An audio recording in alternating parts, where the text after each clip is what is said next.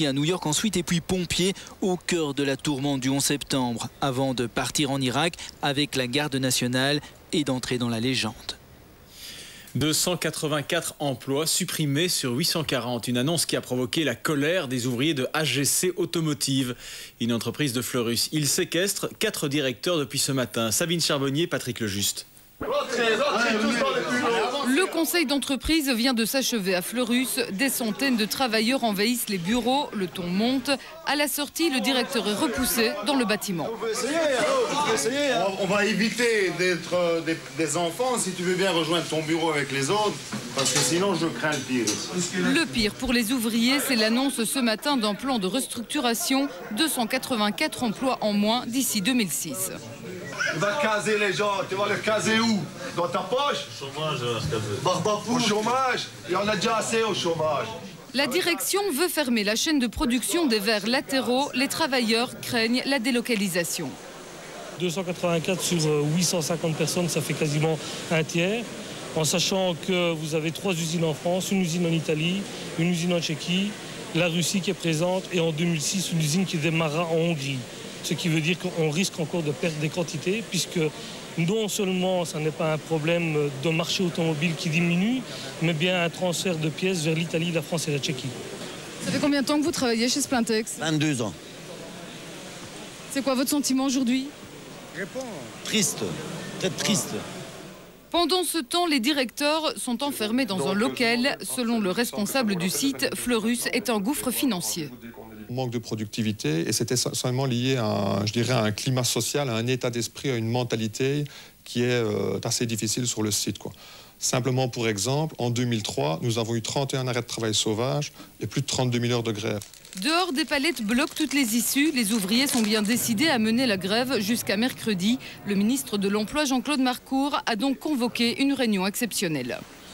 Je pense qu'il faut ramener le calme, ramener le dialogue social et que chacun retrouve sa place et qu'autour d'une table, la direction d'une part, les organisations syndicales de l'autre puissent négocier. Nous voulons aujourd'hui démontrer qu'il y a moyen de s'organiser sans qu'il y ait une réorganisation, parce que pour nous, c'est purement et simplement une délocalisation et on peut éviter cette délocalisation.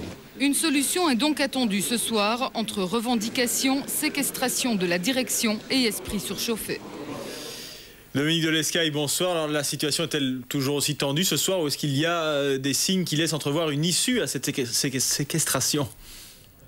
Non, la situation est toujours très tendue. Et d'ailleurs, lorsque l'on discute avec les ouvriers, eh bien, on ressent très fort leur colère et leur détermination. Avec près d'un tiers du personnel licencié, eh bien, ils ne comptent pas libérer la direction de si peu. En tout cas, tant qu'elle ne présente pas un nouveau plan. Je vous rappelle que 15 personnes sont toujours séquestrées à l'intérieur. Et si rien ne bouge, eh bien, elles le resteront jusqu'à mercredi au moins, date à laquelle une assemblée unique sera organisée entre les délégués syndicaux et les ouvriers.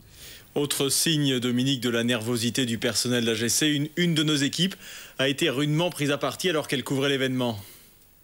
Oui, tout à fait. En début d'après-midi, la tension était très vive ici sur le site.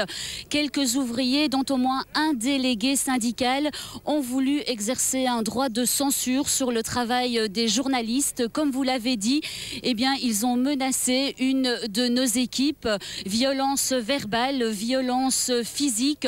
Ils ont enfermé nos collègues dans une pièce. Ils ont exigé qu'ils détruisent des images sur lesquelles, eh bien, on voyait des ouvriers en train de casser des vitres d'un bâtiment. Le bâtiment là où se trouvaient des employés qui pourtant solidaires, donc les employés de l'usine, par peur ont préféré quitter l'établissement. Alors cet après-midi, personne ne souhaite commenter ces débordements.